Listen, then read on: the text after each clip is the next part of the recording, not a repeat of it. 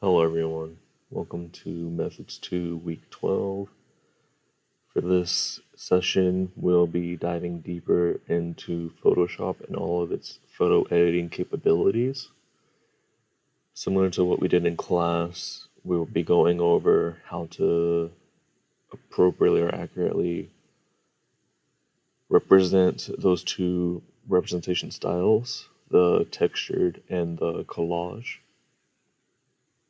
So first off, based on the last assignment, we should have a Photoshop file that's already set up. We would have the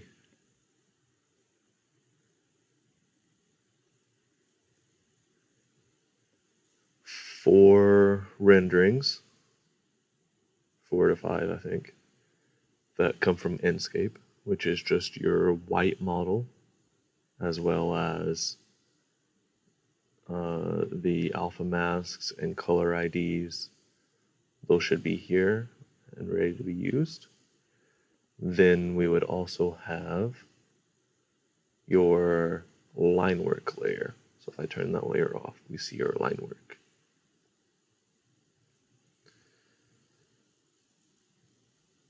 Now, what I've already done, and similar to what we can do in Rhino, is I've created a parent layer that all of these renderings are sitting in. So to do that,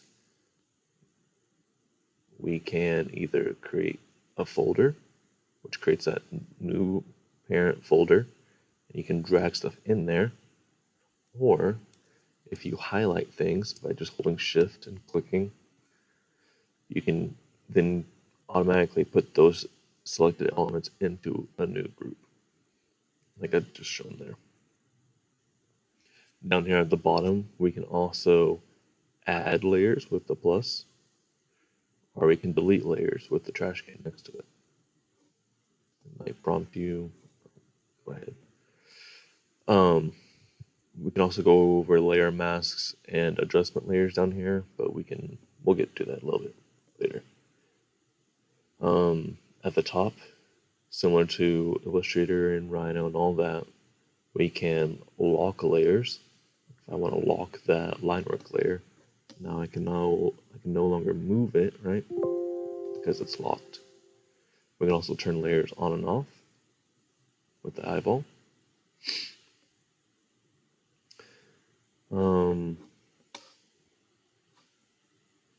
To undo, just Control Z. I'm just gonna go back to there.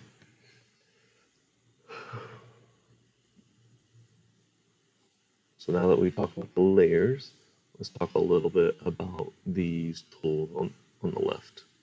Similar to Rhino, right? We have shortcuts, or these icons that are some of the tools that we can use. But all the tools that we could ever possibly imagine are also housed at the top of the window. So for instance, if I just go into edit, these are all these tools, right? Some of them may be here on the left, and some of them are just found up here. So let's go through all these shortcut tools real quick. Also, if you see a little arrow at the bottom right, if you right click it, there's another tool in its drop down box. So just to let you know that all these ones that have arrows, there's a second tool there. So the first one is move. Move by default will have you have the auto select turned on, which means you can move anything that you touch, right? I just previously had this layer active. That's why it's highlighted. If I have the auto select and I move this line work, it now switches me automatically to that layer, and I can move that layer around. I like to turn this off. I like to be intentional with whichever layers I'm moving. If I want to move this layer, then I move that layer. Okay. The tool underneath the move is the marquee tool. If I open that, we have several other marquee tools. Marquee in this instance kind of means like a selection. So if I were to draw a selection over this area, we can see now that that border is a black and white highlighted outline. That's just showing us where that selection is happening. Now, if I were to move the selection, we'd actually cut that selection and move it to where I want it.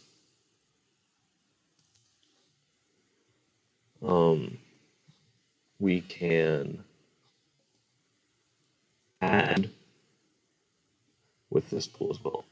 So we can Control C, which is copy. If I Control V, that's paste. And now we can see I have a new layer, layer 6, but it's a copy of this rendering. Real quick. For the marquee as well, we have one selection. If we want to edit that selection without redrawing it, and this is similar to all other selection tools as well, we can Alt to remove part of it, or I can hold Shift to add to it. We can see like there's a little plus icon, the same as the subtracting, there's a little minus icon. So we know exactly what we're doing. The tool beneath that is a lasso tool. And this is more of a free form kind of selection. Right? We get a more amorphous blob. And if we hover down, which is a very nice tool, is the polyagonal, which allows you to make, again, a free form shape, but it's more about those straight lines. Right? One thing that we can do is, if we're not sure exactly where we're ending, but we know we want to end it with this next one, if we hold Control, you see there's a little circle that pops up with this diagonal lasso. If we click it, it automatically puts that next anchor and closes it. Okay. The tool underneath that is the magic wand. This magic wand automatically selects, for instance, in this case, a color. So if we were going to go to this, and we wanted to select all the black in this layer, not the entire image, but on that layer, we would select the black, and now we see that all those black elements have been selected. Maybe we just want to select this black square in the middle here. So instead of having the contiguous off, let's turn it on. So now we'll select all the black things that are touching wherever we click. See? It's not selecting everything anymore, it's just selecting that little element there. The next tool is crop, right? We can crop the image however much we want. Also be aware that we don't turn on delete cropped pixels, because if you delete something in Photoshop, it's deleted forever. It's best to have things there just in case you need them in the future. The next tool is the frame tool. Similar to InDesign, we can create frames to set pictures into. It's not as useful as InDesign, so I'll go forward. This eyedropper tool lets you select any color and automatically color match that. So I just selected that black. Now if I go to my paintbrush, I can see that that color now that I'm painting with is black. That being said, that stroke is pretty small. We can change that by coming here at the top. We can change the size and hardness. We can also change what kind of brush we're using. So if I just do this soft round, make it a little bit bigger. Now we see that that brush is changing. We see that the edge is kind of blurred because it's a soft brush. If we're doing a hard brush, then that would be a very crisp edge. Below that is the clone tool. We can also quickly open that stroke dialog box with a right click if we're on a tool that uses that. And the clone stamp just copies, right? We see where the crosshair is, and that's what it's copying. It's a good way to blend some things together or repeat certain things. The eraser tool just erases things. You can see it right now. We're going to turn these other ones off. There, now we can see. We see that it's erasing that image, right? Again, if you edit an image like this, there's no real way to go back. You just gotta undo. The paint bucket, we can fill any kind of region similar to the magic wand, right? Instead of selecting it, it's just gonna change the color. Right? Change that black to a gray. Similar to the magic wand, we can turn on contiguous. Maybe we only want to change this square here. So now that has changed. Pin, similar to Illustrator, you can make a pin. We can put text if we want, and then the line tool, drawing lines, pretty self-explanatory in that aspect. Now let's jump into actually editing this to make it look like those renderings or those representation styles. So first thing we want to do is bring in our elements. So right now I've just created an assortment of things that I'm going to use for this representation style, the texture representation style. I have a tree, a small bush, my concrete texture, some grass, and then some people. So I'm dragging these these elements here. I'm going to throw them on top. And I'm just pressing this little check mark to make sure it's fine. We can change the scale of them later. I'm going to drag all these to the top so they're at the very top of the image. Okay.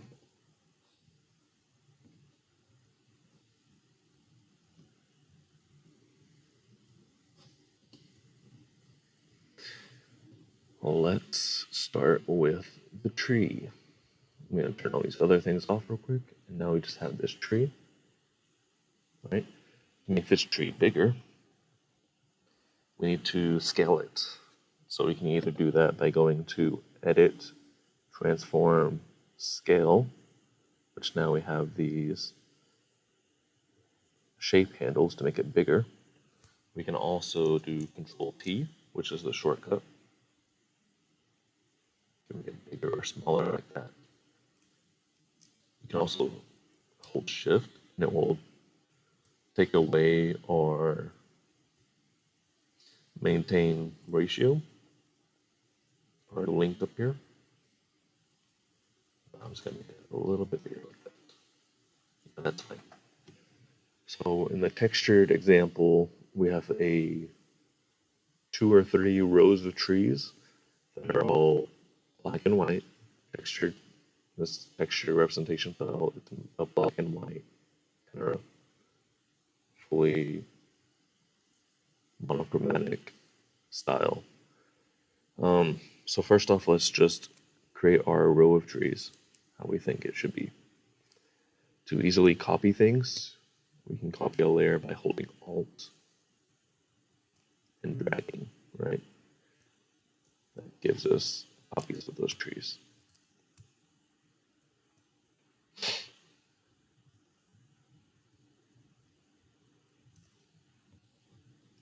Now we have all of these trees. I'm going to put them all on their own layer. I'm just going to call those trees.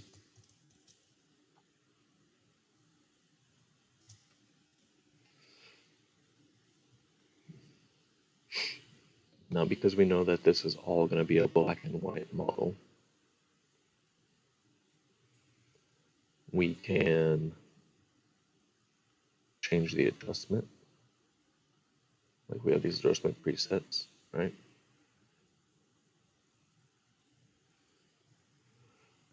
All I did was do the portrait one, black and white portraits.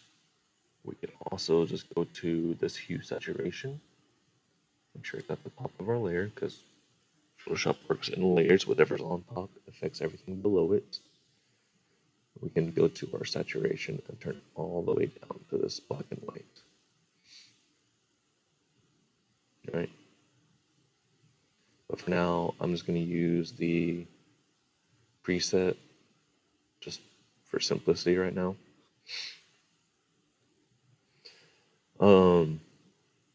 We can also make these trees completely black or completely, solid color. If I were to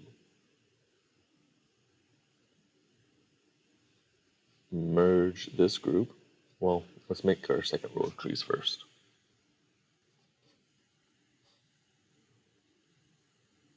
All I'm going to do is just make the second one a little bit smaller.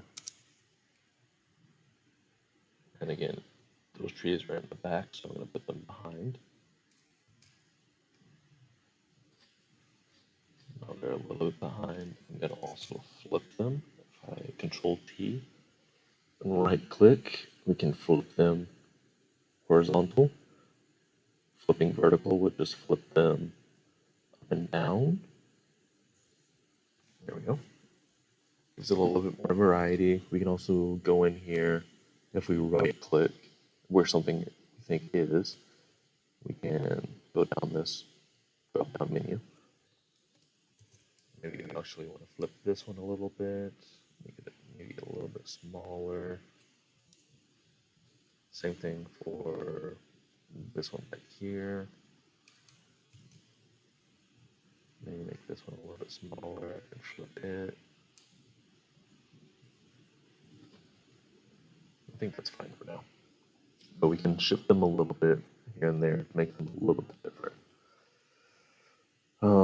We see that the trees are still, we see the very stark texture. So if we go over here, I don't want to edit these trees anymore. I just want to merge them. Now they're all in that same layer. And what I'm going to do is select everything around them. Everything that is not a tree, basically. If I select the inverse, now we can take our paint bucket and make a gray filled region where those trees were. Now if I turn those other trees off, now we see that they're gray. Let's do the same thing with this other group.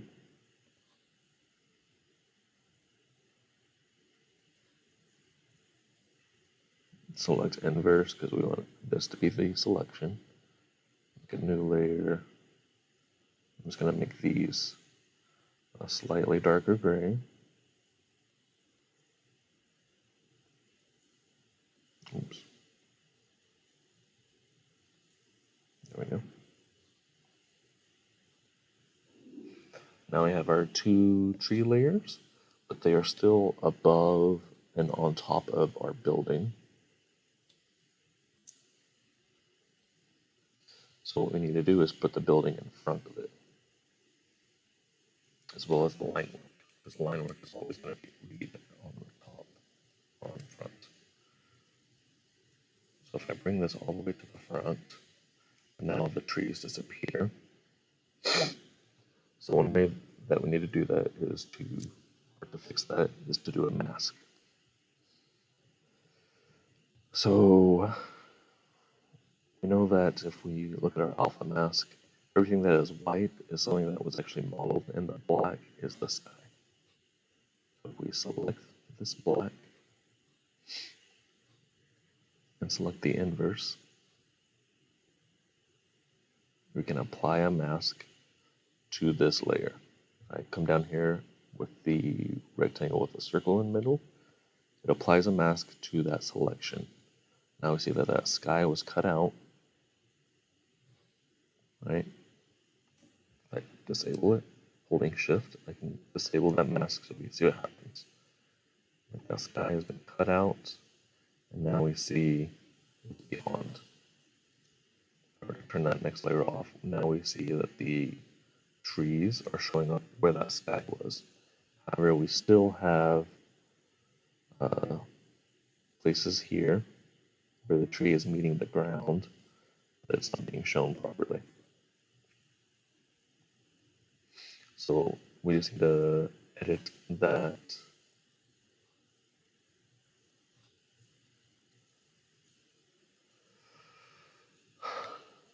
there and edit that mask. So now we see that the trees are showing up where they should. That we just selected that area, this area of the ground, and then we deleted it from the mask. That was it.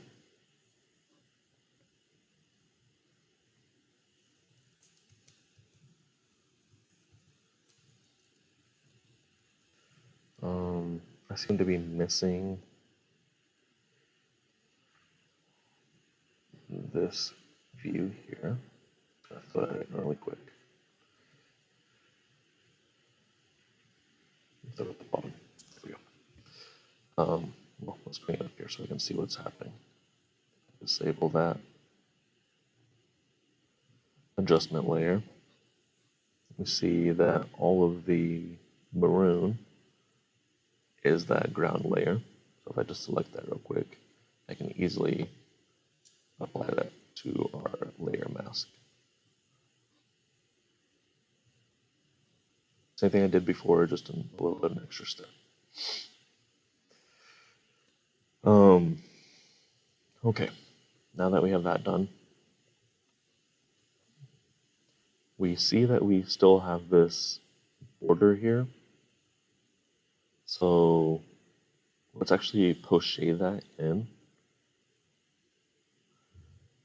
If I turn off my renders, I turn off my trees real quick. See that this white here should actually be solid black or solid white. So what I'm going to do is just create a new layer underneath our line work layer. I'm going to call that the poche. And again, I'm just going to select, oops, got to go to my line work layer. I'm going to select here. Now we can see that it's selecting everything that's white. I'm going to make sure that we have our contiguous. Select here. You can also zoom in. And maybe it's a little bit harder to select those, so I'm just going to do my selection like this.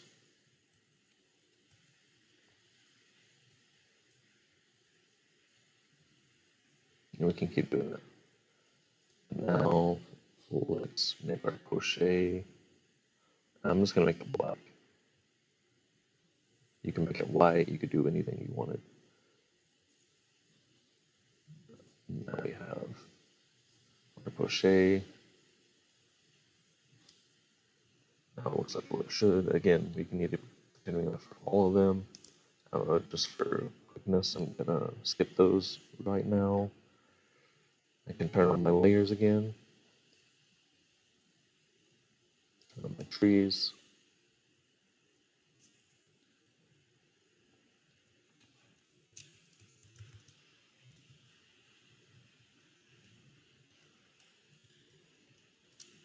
Clean up my layers a little bit, because I don't need those anymore.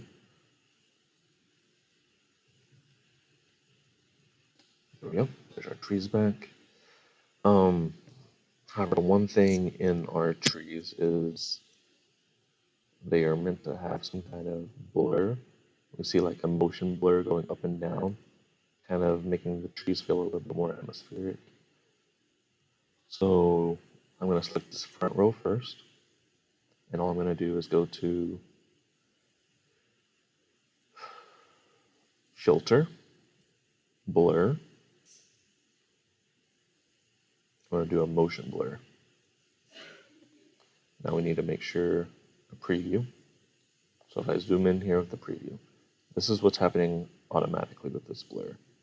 But I want it to go up and down because it's meant to be going up and down. So 90. Oops. Let's do that again. Filter, blur, motion blur, 90. We can zoom in here to see what it looks like. Now we need to change the distance of the pixels, right? Now we can start to see them actually move a little bit more. Maybe that's fine. So it's a little bit more blurred. Now that layer behind is even blurred even more. We're giving you more of a perception of depth. So if we go to motion blur again, I'm going to zoom into this area. We can blur it even more. Maybe that's too much.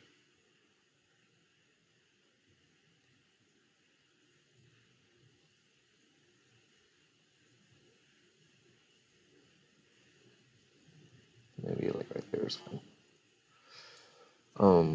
Kind of hard to see. We need to like have a background. We need to have a sky, right? So what I'm going to do is just create a new layer at the back. I'm going to go to my magic wand, go to our alpha channel. I'm going to select everything in the alpha channel for the sky. Turn that off now. And now I can just paint bucket. We know that the sky is still a gray, but it's lighter than that light tree. This like this color of gray. Maybe actually a little bit lighter. Right? That seems pretty good.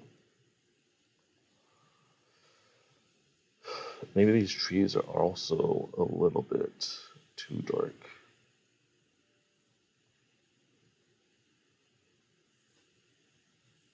Mix them a little bit. Oops.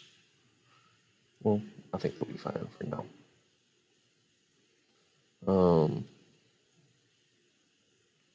One thing that we need to do now is add a grass. If we go back to our color here, we can select all that grass with the maroon color. Turn that off. So we want the grass to be on top of the renderings, right? But below our poche.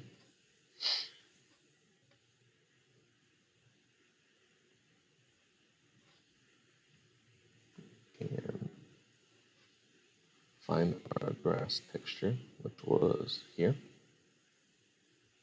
And we can make a mask of it. Now we see that obviously that grass is very tiny and not being able to be seen. So if I disable that mask, you can now change the size of it. And when I change the size, look what happens to the mask in the bottom right. You see that there's white there, but if we change the size of this mask changes as well. In order to limit that from happening, if we unlink them, now the mask is there automatically. If I turn it back on, right? It's there freely. But now once I size this up, the mask stays the same, and the image actually gets bigger. Now, if we were to just leave this here, the grass looks very, very flat. What we need to do is actually transform it. And if I right click, we can actually give it a different perspective. If I go to distort, again, we can easily go there as well with the transform tool.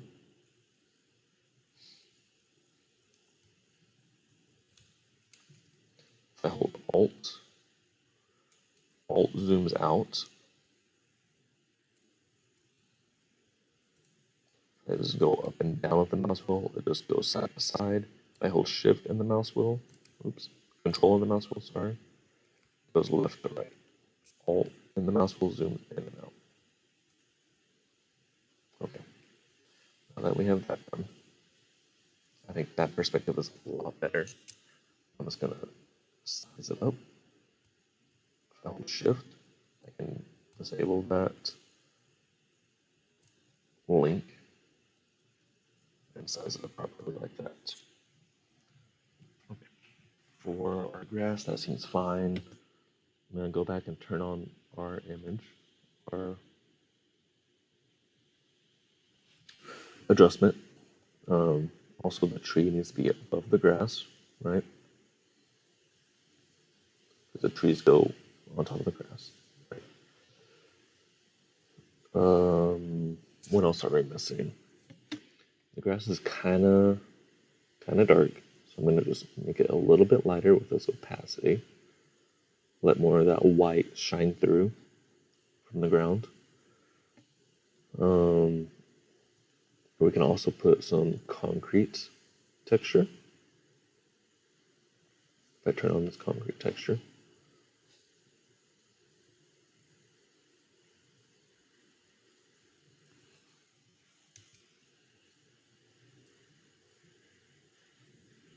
right? Now it's not being shown on the rendering because the concrete is below the rendering. So if I bring that up, now it's on top of the rendering, but still below the line work, which is good. And just for this, I'm just going to make the concrete, again, make it have a perspective. I'm just going to have it shown on the floor.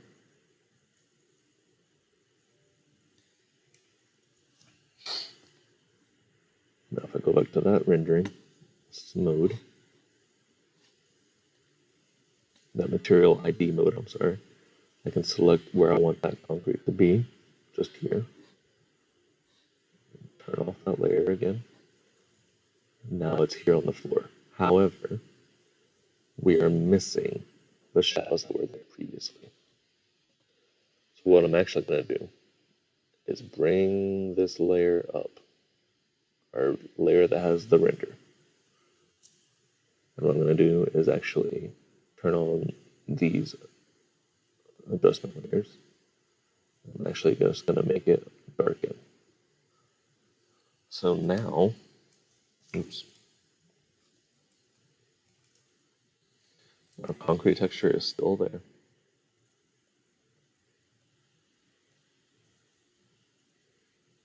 Right? You can see it there.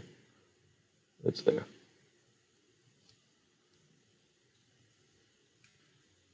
Slightly, but it's still there.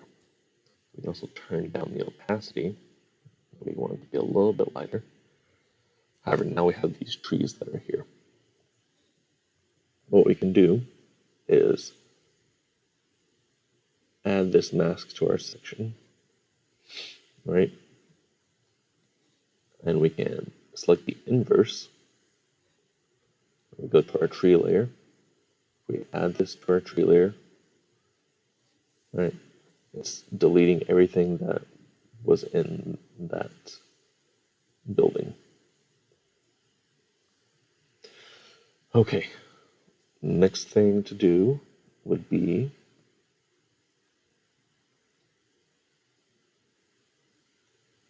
to clean up. I'm just going to throw this bush on the same tree layer. Just put them in front of the trees. And all I'm going to do is just create mini bushes in front of these trees to kind of blur where those trees meet the ground. Right? Again, you can do this any way that you want.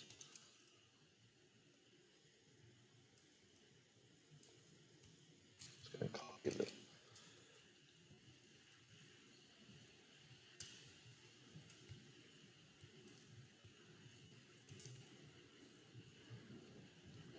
That seems fine to me. Last thing we can do is add our person. There's our person right here, right? We gotta bring them in front of our renders, in front of our concrete.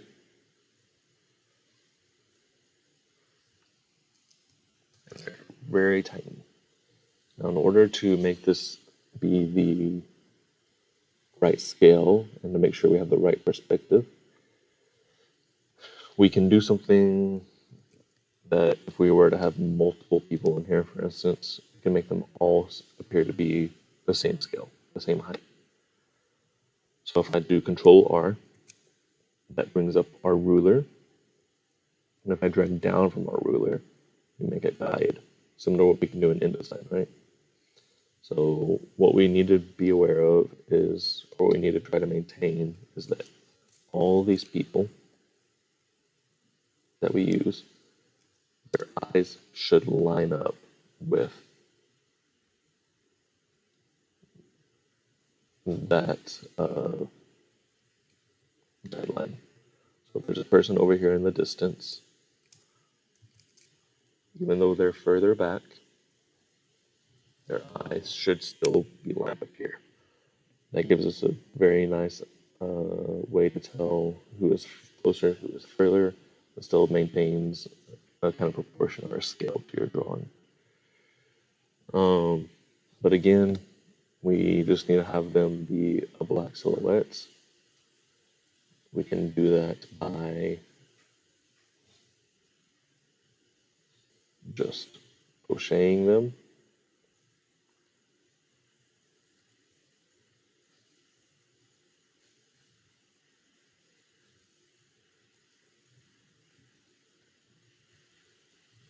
We can fill them all in black. Also, these people are taken from non-Scandinavia, which automatically gives you that silhouette. But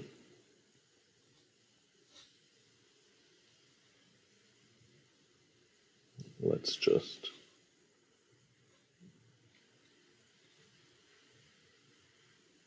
change it. These people, how they are.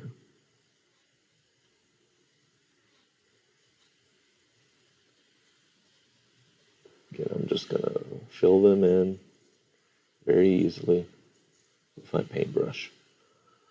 Now we have our silhouette of a person. However, he still needs a shadow. So I'm gonna make a line below it. A layer below it, I mean. And I'm gonna just create a simple shadow. It does not have to be like perfect right now. We'll know that our shadow goes up the wall whenever it meets a vertical surface. And there's our shadow. Let's now use another blur, Gaussian blur. And if I zoom in here, we can see what it does. Right? It's just making that edge a little bit softer. And we can make it a lot. Right? Maybe something like that is fine. We still get a little bit of its outline. It's a lot more softer. We can also change the opacity of it. Get it a little bit lighter. There we go. And that's more or less the textured collage style. We can move this out of the way if we want. And this is what we need to present or print. Again, you can, Photoshop has endless possibilities. You can take this as far as you want it. But we need to have some kind of recognition of trees, people, shadows, line work, some kind of material texture, right? I'm using the grass and this concrete texture, but we could also think about applying some kind of wood texture here, right? To just denote that this is a wood panel. That's about it for this collage. I mean, this textured style. Let's move to the collage now. What I'm gonna do is just turn off these other layers.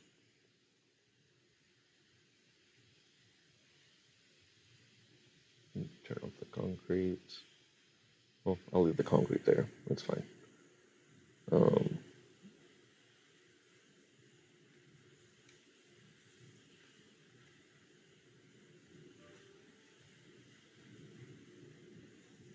Turn off my trees. Yeah, I'll leave the grass there as well.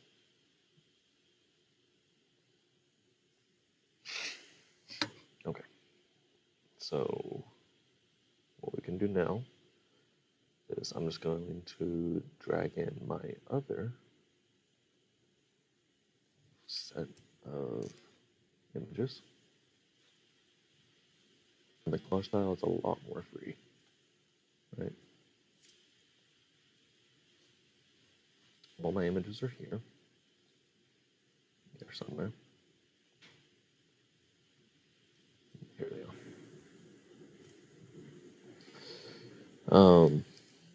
I'm just going to drag them to the front real quick so we can see exactly what they are.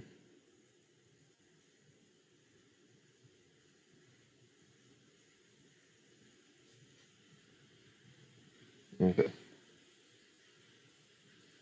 So let's start editing our collage.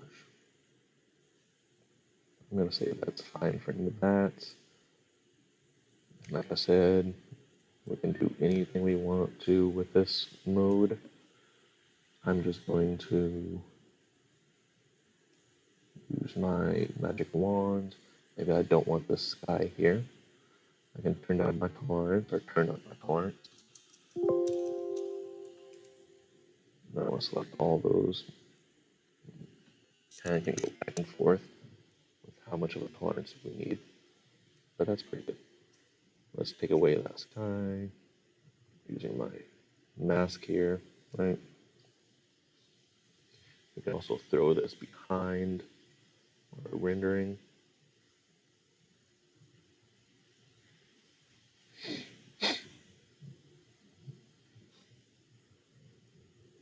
Let's turn off all these other ones real quick. Let's work one layer at a time. However, we also don't want to go through the building. So I'm going to add this mask to my selection. I'm going to select the inverse. I'm going to delete it. Oops, do the opposite. I'm going to select again the inverse, delete it from that mask. Now let's delete it from all that. So there we got this one collage here. However, maybe I actually don't even want it to be back here. It's fine. Let's see how the image progresses. Maybe I actually want this to be in the background here. Let's make it smaller. It's more picturesque.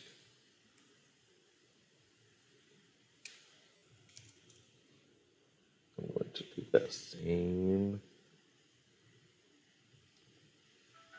layer mask for our building. I'm going to copy it. Or I can, Alt and Shift and drag that up to this new layer. However, now it's the opposite way. So if we add that mask to our selection, we can invert it. We can delete the mask that's on there right now and just replace it. Okay. I'm gonna just size this up and down. Maybe I actually want it to be a little bit taller, right?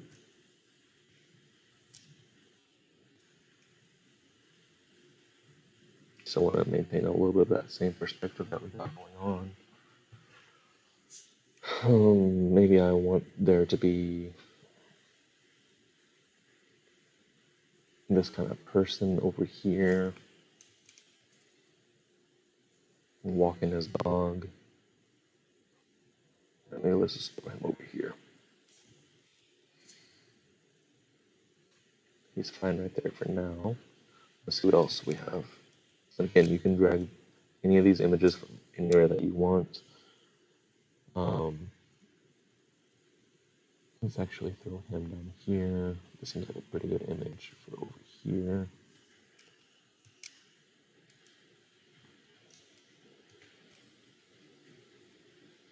I'm sure it's a pretty good scale.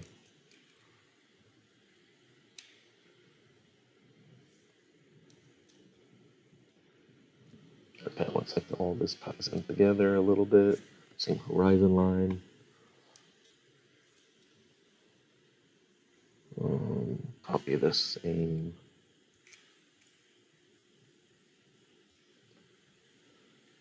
layer mask. Let's bring him on top of this other image. Let's take away that sky from him.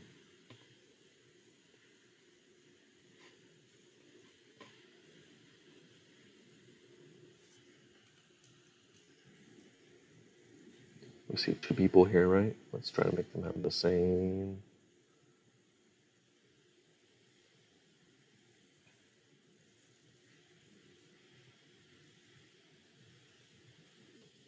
eye level. And then we maintain. Oops.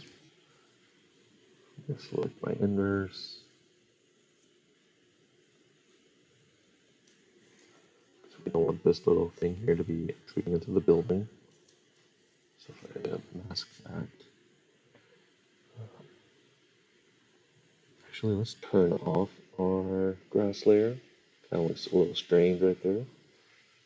We don't need to have everything filled in because this is just a collage now. It's just supposed to give you like that atmosphere.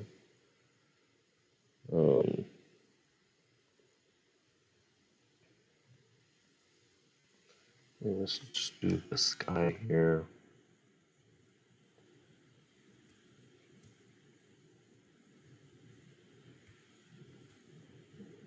Again, doesn't have to be perfect. I'm going to throw this behind these other elements.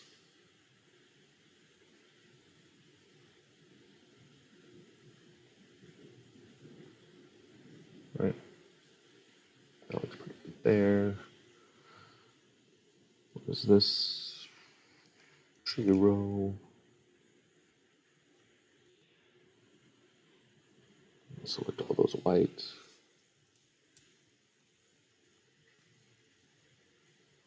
Inverse. Mask it.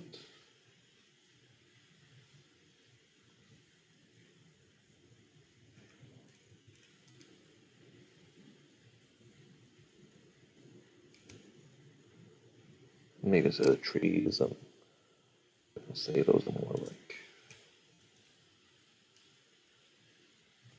bushes. No, let's make them trees. Looks a little weird as bushes. But I'm just gonna replace the trees in the painting with these.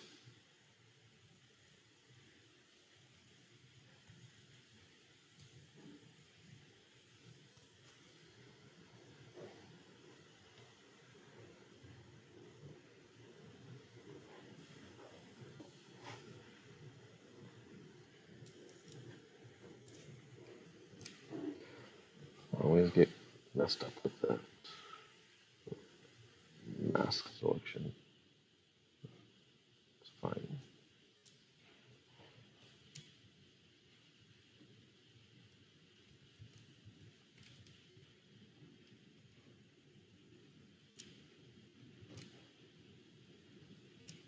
There we go.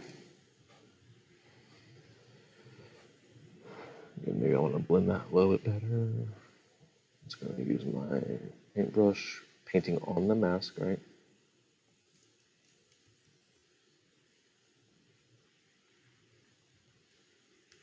Zoom in. Paint that where it blends a little bit better.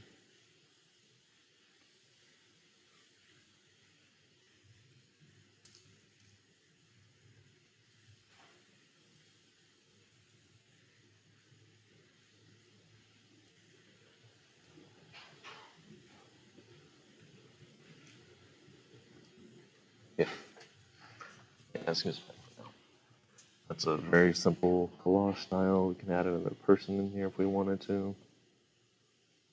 Let's keep our same person. Make sure to love all this other stuff. And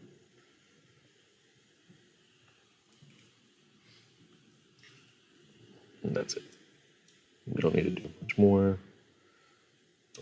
person right there, but kind of like all we're looking for in this moment. Two very distinct rendering styles. Again, if it was crazy as you want to on this, I just tried to do a similar, you know, forest idea. How this is, you can make it in the desert, on the moon, in the sea, right? Let your creativity fly and do anything that you want. Just within reason, right? I'm trying to sell an idea. Okay, that will be it for this tutorial. I hope everyone is able to show their creativity with this assignment. As always, Tuesday we'll have a workshop. You can ask me any questions or any concerns that you may have found. We can also delve deeper into some of these different adjustment layers, or how do you select a certain color, right? With that, I'll see you all in class.